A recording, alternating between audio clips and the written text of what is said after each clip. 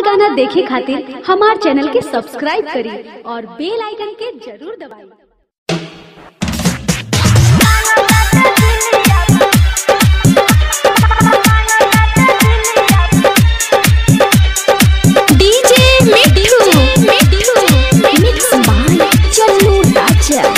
राजा पटसोनी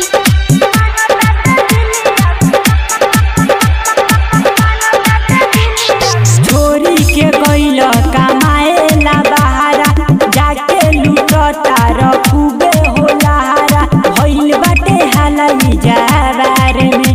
हाँ भइल बाटे हालाई जावार में। मांगताटे दिलिया बाजार हाँ मांगताटे दिलिया बाजार रे मांगताटे दिलिया बाजार में। डीजे मिट्ठू राजा पटसोनी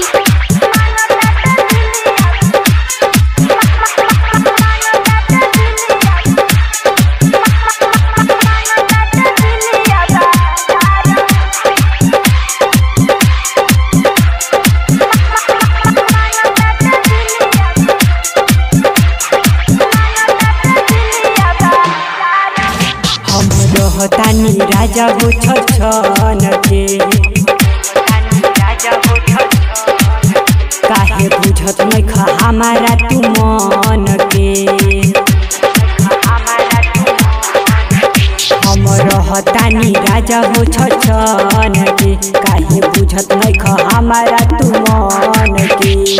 जल्दी तू भेज रुपैया हो करी के कौनो उपैया हो।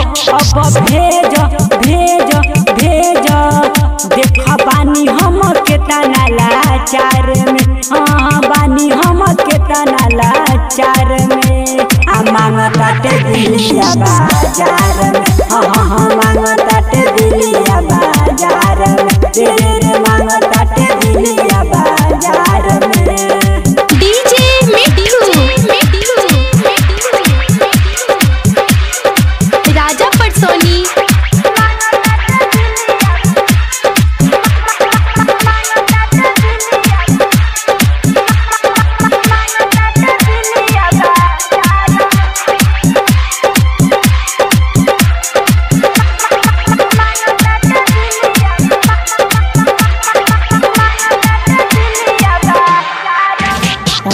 आशिक ना खाइब कबो बाकी हो। जलू राजा कहिले हम साथी हो। आशिक ना खाइब कबो बाकी हो। जलू राजा कहिले हम साथी हो। राइटर बिट्टू तू मान कहाना हो ना तो बेच देम गहना हो। बात बुझ बुझ बुझ झूठे बिगड़ी मामला बेकार में। हाँ बिगड़ी मामला बेकार में। मांगताटे दिलिया बाजार में। हाँ मांगताटे दिलिया बाजार में रे मांगताटे दिलिया बाजार में। Kunti recording studio